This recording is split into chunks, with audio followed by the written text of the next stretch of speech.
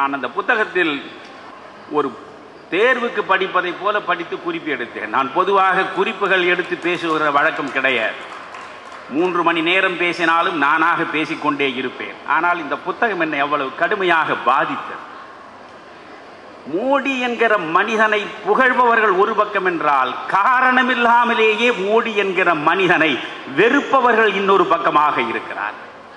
அதிலும் குறிப்பாக இந்த தமிழ்நாட்டை எடுத்துக்கொண்டால், மோடிக்கு எதிராக வெறுப்பு பிரச்சாரத்தில் ஈடுபடுவதையே தங்கள் வேலையாக வைத்துக் கொண்டிருக்கக்கூடிய ஒரு கூட்டம் இருக்கிறதே, அது குறித்து உண்மையில் நான் கவலைப்படுகிறேன். விருப்பு வெறுப்பு இல்லாமல் தான் நீங்கள் பிரச்சனைகளை அணுக வேண்டும். அதனாலே தான் நீங்கள் இந்த புத்தகத்துடைய பெருமை, அது இந்த ஸ்லாண்டிங்காக எழுதுவது, பயாஸ்டாக எழுதுவது என்று சொல்லுவார்கள். சார்பு தன்மையோடு தான் பேனா பிடித்து இன்றைக்கு யாரும் எழுதுகிறார்கள், பேசுகிறார்கள். எந்த சார்பு தன்மையும் இல்லாமல் மோடி என்கிற ஒரு மனிதன் இந்த தேசத்திற்கு என்ன செய்திருக்கிறார், விழுந்து கிடந்த பாரதிய ஜனதா கட்சியை எப்படி எழுச்சி மிக்க பேரியக்கமாக மாற்றி இருக்கிறார் என்பதை மிக தெளிவாக சொல்கிறார். அதில் 13 ஆண்டுகள் குஜராத்தினுடைய முதலமைச்சராக இருந்த பொழுது அவர் ஆற்றிய சாதனைகள், காரணம் 10 ஆண்டு காலம் பிரதமராக இருந்து அவர் ஆற்றிய பல்வேறு சாதனைகளை நாடு அறிந்து வைத்திருக்கிறது நன்றாக. ஆனால் இவற்றை நீங்கள் பார்க்க வேண்டும். இந்த 3-4 செய்திகளை மட்டும் உங்களிடம் நிச்சயம் சேர்க்க வேண்டும் என்று நான் கருதுகிறேன். இதில் தான் எனக்கு மோடியினுடைய பெருமையும் மோடியினுடைய சிறப்பும் தெளிவாக தெரிகிறது. இது முக்கியமானது. சமரஸ் கிராம், இது சாதாரண ஒன்று அல்ல. இதுதான் காந்தியம். காந்தியத்துக்கும் RSSக்கும் என்ன தொடர்பு? காந்தியை சுட்டுக் கொன்ற கோட்சே RSSஐ சார்ந்தவன். அந்த கோட்சே கும்பலுக்கு பக்கத்தில் தமிழறிஞன் போய் நிற்கலாமா என்று ஒரு கூட்டம் கேட்கிறதே, அந்த கூட்டத்திற்கு இந்த இடத்தில் இந்த புத்தகத்தின் வாயிலாக நான் பதில் சொல்கிறேன். சமரஸ் கிராம் என்றால் என்ன? கருத்தொற்றுமை உள்ள கிராமம். மகாத்மா காந்தி திரும்ப திரும்ப சொன்னார், இந்தியாவின் ஆன்மா கிராமங்களில் வாழ்கிறது என்றார். மகாத்மா காந்தியினுடைய சிந்தனையும் தத்துவமே ஒன்றுதான், டீசென்ட்ரலைசேஷன் ஆஃப் பவர். அதிகார பரவல் தான் இருக்க வேண்டுமே தவிர அதிகார குவியல் இருக்கலாகாது. ஒவ்வொரு கிராமமும் ஒரு கிராம குடியரசாக இருக்க வேண்டும். அந்த கிராமத்தினுடைய மக்கள் அந்த கிராமத்தினுடைய முன்னேற்றத்திற்கான அடிப்படை தேவைகளை அவர்கள் முதலில் திட்டமிட வேண்டும். திட்டமிட்டு அவர்களாகவே தங்களுடைய தேவைகளை நிறைவேற்றிக் கொள்ள வேண்டும். கன்னியாகுமரியின் ஓரத்திலே இருக்கக்கூடிய ஒரு கிராமத்தில் எது வேண்டும் என்பதை டெல்லியிலே இருப்பவர்கள் தீர்மானிக்கலாகாது.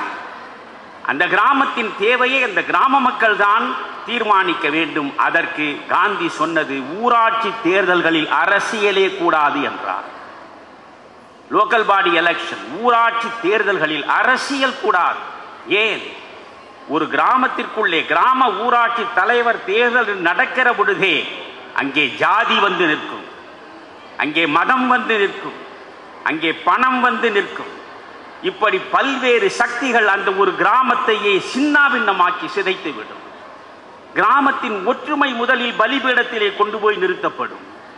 அதனால் கிராமம் ஒற்றுமையாக இருக்க வேண்டும்.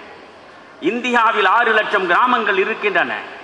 ஒவ்வொரு கிராமமும் கருத்தொற்றுமையின் அடிப்படையிலேயே காரியங்களை செய்வதென்றால் ஒட்டுமொத்த இந்தியாவிலேயே கருத்தொற்றுமையை தவிர வேற்றுமையை பார்க்க முடியாது. இதை குஜராத்தில் மோடி சாதிக்கிறார். சமரஸ் கிராம், சமரஸ் கிராம் என்றால் வேறொன்றுமில்லை, கருத்தொற்றுமை உள்ள கிராமம். இந்த தேசத்தின் 2வது விடுதலை போராட்டத்தை முன்னின்று நடத்திய 2வது மகாத்மா என்று என்னை போன்றவர்கள் நெஞ்சில் வைத்து போற்றுகின்ற ஜெயபிரகாஷ் நாராயண், நீங்கள் JP போன்றவர்களுடைய வாழ்க்கை வரலாற்றை எல்லாம் என் இளம் பிள்ளைகளுக்கு சொல்கிறேன், நீங்கள் படிப்பது கிடையாது. JP போன்ற ஒரு மனிதனை பற்றி பேசினாலே நான் தன்வயம் இழந்து பேசுவேன். இவர்களை பற்றியெல்லாம் நான் ஏராளமாக பேசியிருக்கிறேன். இந்த தேசத்திற்கு தங்களை முற்றாக அர்ப்பணித்துக் கொண்ட மகத்தான மனிதர்களின் வாழ்க்கை வரலாற்றை இன்றைய இளைய தலைமுறை அறிந்து கொள்ள வேண்டும் என்கிற தாகத்திலும் தவிப்பிலும் நான் 12 மாபெரும் தலைவருடைய வாழ்க்கை வரலாறு முழுவதையும் பேசியிருக்கிறேன். அது யூடியூபில் இருக்கிறது. நீங்கள் பார்த்தால் காந்தியை பற்றி, நேதாஜியை பற்றி, ஜெயபிரகாஷ் நாராயணை பற்றி, காமராஜரை பற்றி, ஜீவாவை பற்றி எல்லாம் பேசியிருக்கிறேன். அதில் உள்ளே நீங்கள் சென்று பார்த்தால் அதிகபட்சம் 1 லட்சம் பேர் பார்த்திருப்பார். ஆனால் காவாலா காவாலா என்ற ஒரு பாட்டு வருகிறது. அந்த படம் வந்து காவாலா காவாலா வெளிவந்த ஒரே நாளில் 1 கோடிக்கு மேற்பட்டவர்கள் பார்த்திருக்கிறார்கள் என்றால் நான் பாரதியை நினைத்து பார்க்கிறேன். விதியே விதியே தமிழச் சாதியை என் செய்ய நினைத்தாய் என குறையாயோ. எங்கே போகிறது இந்த இனம்? எங்கே விழுந்து கிடக்கிறது உங்கள் ரசனை? இன்றைய இளைய தலைமுறை எந்த அளவுக்கு சீரழிந்து கொண்டிருக்கிறது? சீரழிப்பவர்கள் யார் யார்? இவற்றையெல்லாம் யோசிக்க யோசிக்க இருதயமே ரணப்பட்டு விடுகிறது. அந்த ஜெயபிரகாஷ் நாராயணனை பற்றி நீங்கள் தெரிந்து கொள்ள வேண்டும் என்றால் நான் பேசியது யூடியூபில் இருக்கிறது. இணையற்ற மனிதர். காந்தி பாரிஸ்டர் பட்டம் பெறுவதற்கு லண்டனுக்குத்தான் போனார். நேரு பாரிஸ்டர் பட்டம் பெறுவதற்கு லண்டனுக்குத்தான் போனார். ஆனால் ஜேபி தன்னுடைய உயர்கல்வியை பெறுவதற்கு லண்டனுக்கு போகவில்லை, அமெரிக்காவுக்கு போனார். ஏனென்று கேட்டால் என் மண்ணை அடிமைப்படுத்தி வைத்திருக்கின்ற அந்த நாட்டின் தலைநகரத்தில் நான் சென்று கல்வி கற்க விரும்பவில்லை. அதனால் அந்த இங்கிலாந்து மண்ணில் நான் காலெடுத்து வைக்க விரும்பவில்லை என்று அமெரிக்கா சென்று படித்த மனிதன் அவர். அந்த ஜேபியுடைய நூற்றாண்டு நடந்தது. நூற்றாண்டு விழாவை முன்னிட்டு நம்முடைய மோடி இந்த சாதனையை செய்கிறார். அந்த சாதனை தான் சமரஸ் கிராமம். இந்த சமரசம் என்றாலே என்ன? இணக்கம். அங்கே பிளவு இல்லை, பகை இல்லை, வேதம் இல்லை, பூசல் இல்லை, எந்த பிரச்சனையும் இல்லை. கருத்தொற்றுமையை உருவாக்கி ஒவ்வொரு ஊராட்சியிலும் நீங்கள் தலைவரும் நிர்வாகிகளும் தேர்ந்தெடுக்கப்படுகிற பொழுது அங்கே ஜாதி குறுக்கே வராது, மதம் குறுக்கே வராது, பணம் குறுக்கே வராது. இவை அனைத்தையும் மீறி கிராம மக்கள் ஒன்றாக இணைவார். கிராம மக்கள் ஒன்றாக இணைந்து கிராமத்தின் தேவைகளை அவர்களே புரிந்து அவற்றை தங்களுக்கு தாங்களே நிறைவேற்றிக் கொள்வதற்கான திட்டம்தான் இந்த சமரஸ் கிராம். சரி, இந்த சமரஸ் கிராமை நீங்கள் பயன்படுத்த வேண்டும் என்று சொன்னதோடு மூடி நிற்கவில்லை. குஜராத் மாநிலத்தில் உள்ள எந்தெந்த கிராமம் இந்த கருத்தொற்றுமையின் அடிப்படையில் தேர்தலே இல்லாமல் நிர்வாகிகளை கொண்டு வருகிறதோ அவற்றிற்கு அரசு நிதி உதவி தரும், மானியம் தரும் என்று ஊக்குவித்தார். இது இந்தியா முழுவதும் பின்பற்றப்பட வேண்டிய மிகப்பெரிய காந்திய கனவு. காந்தியத்தின் விரோதி என்று பேசப்படுகிற மோடி தான் இந்த காந்திய கனவை தன்னுடைய ஆட்சி காலத்தில் குஜராத்திலே கொண்டு வந்து சேர்த்தார். இன்னொன்று நீங்கள் பார்க்க வேண்டும். பஞ்ச கிராம மித்ரா யோஜனா, இவற்றையெல்லாம் நம்முடைய மாண்புமிகு ஸ்டாலினுக்கு நான் பரிந்துரை செய்கிறேன். நம்முடைய முதல்வர் இருக்கிறாரே, ஒவ்வொரு நாளும் ஒவ்வொரு திட்டம் மக்களை நோக்கி, அப்புறம் முதல்வர் பல்வேறு திட்டங்கள். ஒரு திட்டத்தை நான் புரிந்து கொள்வதற்குள்ளாக இன்னொரு திட்டம், அந்த திட்டம் என்ன என்று அறிந்து கொள்வதற்கு முன்னாக இன்னொரு திட்டம். அப்படி என்றால் இவர் அறிவிக்கிற எந்த திட்டம் எவனுக்கு போய் சேர்ந்தது, எவன் எந்த நன்மையை அடைந்தான், அதனால் என்ன பயன் கிடைத்தது என்று எவனுக்குமே தெரியாது. ஒவ்வொரு திட்டமாக நீங்கள் அறிவிக்கிறீர்கள்.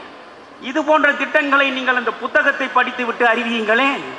மக்கள் நலனில் நாட்டம் இருந்தா இது மோடியின் மூளையிலே உதித்த ஒரு அற்புதமான திட்டம். பாருங்கள், பஞ்ச கிராம மித்ரா யோஜனா என்றால் ஒரு கிராமம், அந்த கிராமத்தில் 5 பேர் உறுப்பினர்களாக தேர்ந்தெடுக்கப்படுகிறார். பஞ்ச கிராம மித்ரா, நண்பர்கள், பகையே கிடையாது. மோடி எப்பொழுது பேசினாலும் அந்த 5 கோடி குஜராத்தியர்களுக்கான அரசு என்று தான் சொல்வாரே தவிர இந்துக்களுக்கான அரசு என்று ஒரு நாளும் சொன்னதில்லை. மோடி தன்னுடைய வாழ்நாளில் ஒரு வார்த்தையை கூட ஒரு இஸ்லாமியருக்கு எதிராகவோ ஒரு கிறிஸ்துவருக்கு எதிராகவோ உதிர்த்ததே கிடையாது. ஆனால் திட்டமிட்டே இஸ்லாமியர்களுக்கும் கிறிஸ்தவர்களுக்கும் எதிரானவர் மோடி என்ற ஒரு பிரச்சாரத்தை இங்கே வலிமையாக பரப்ப முயல்கிறார்கள். அவர் சொன்னதெல்லாம் குஜராத்தை ஆளுகிற பொழுது 5 கோடி குஜராத்தியர்களுக்குமான வளர்ச்சி, 5 கோடி குஜராத்தியர்களுக்கான முன்னேற்றம் என்று 5 கோடி மக்களுக்காக பேசினார். இந்த தேசத்தின் பிரதமரான பிறகு 140 கோடி மக்களுக்குமான வளர்ச்சி, 140 கோடி மக்களுக்குமான திட்டம் என்று அனைவருக்குமான திட்டத்தையும் வளர்ச்சியையும் தான் அவர் பேசுகிறார். இதில் நீங்கள் 5 திட்டங்களை பாருங்கள். வியந்து போய்தான் உங்களிடம் நான் இதை பதிவு செய்கிறேன். அதற்கு பெயர் பஞ்ச கிராம மித்ரா யோஜனா என்றால் ஒவ்வொரு கிராமத்திலும் 5 உறுப்பினர்கள் இருக்க வேண்டும். அந்த 5 உறுப்பினர்கள் ஒருவர் வேளாண்மை விவசாயம், இன்னொருவர் கல்வி, 3வது மனிதர் சுகாதாரம், 4வது மனிதர் வளர்ச்சி, 5வது மனிதர் சமூக நலத்திட்டங்கள். ஒவ்வொரு கிராமத்திலும் உள்ள மக்களில் 5 பேரை தேர்ந்தெடுப்பது, 5 பேரும் இளைஞர்களாக இருப்பது. That is very important. இளைஞர்களை கொண்டு வருகிறார். 5 பேர் இளைஞர்களை தேர்ந்தெடுப்பது அந்த கிராமத்தில். ஒருவர் கல்வி குறித்து, ஒருவர் விவசாயம் குறித்து, ஒருவர் ஆரோக்கியம் குறித்து, ஒருவர் வளர்ச்சி குறித்து, ஒருவர் அந்த கிராமத்திற்கு வேண்டிய சமூக நல திட்டங்கள் குறித்து சிந்திக்க வேண்டும். அவற்றை அதிகார வர்க்கத்திடம் கொண்டு போய் சேர்க்க வேண்டும்.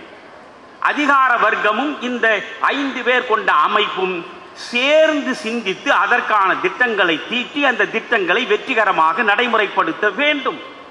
இதுதான் இந்த பஞ்ச கிராம மித்ரா யோஜனா. இப்படி இந்த தமிழ்நாட்டில் எங்காவது உண்டா? தமிழ்நாட்டில் எந்த ஒரு கிராமத்திலாவது இருக்கக்கூடிய மக்களில் ஒரு 5 இளைஞர்களை தேடி பிடித்து அந்த 5 இளைஞர்களை, தம்பி நீ கல்வியை கவனி, நீ விவசாயத்தை கவனி, நீ மருத்துவத்தை கவனி, நீ வளர்ச்சியை கவனி, நீ சமூக நலத்தை கவனி என்று சொல்லி பயிற்சி கொடுத்திருக்கிறீர்களா? இல்லை. ஆனால் நீங்கள் என்ன செய்கிறீர்கள்? தம்பி ஒவ்வொரு இடத்திலும் பூத் கமிட்டி அமையுங்கள், அந்த பூத் கமிட்டியில் 30 பேர் இருங்கள். அந்த 30 பேர் இருந்து அத்தனை குடும்பங்களிலும் இருக்கிற வாக்காளர்கள் நம்முடைய கட்சிக்கு வாக்களிப்பதற்காக கொண்டு வருகிற வேலையை பாருங்கள். இதுதானே தமிழ்நாட்டில் நடக்கிறது. இன்றைக்கு இளைஞர்கள் இதற்குத்தானே பயன்படுத்தப்படுகிறார்கள். ஆனால் 13 முறை முதலமைச்சராக வந்த மோடி ஒரு நாளும் இந்த வேலை செய்யவில்லை. ஒவ்வொரு கிராமத்திலும் 5 அறிவார்ந்த பொறுப்புணர்வு உள்ள இளைஞர்களை இருக்கிறார். அப்படி என்றால் இளைஞனாக இருக்கிற பொழுதே சமூகம் சார்ந்த பொறுப்புணர்வு வருகிறது, திட்டமிடுவதற்கான அறிவு வருகிறது, அதிகார வர்க்கத்தோடு இணைந்து எப்படி செயற்படுவது என்கிற தெளிவு வருகிறது. இவை அனைத்தையும் கொண்டு வந்து சேர்த்த மனிதன் தான் மோடி. பஞ்ச கிராம மித்ரா யோஜனா.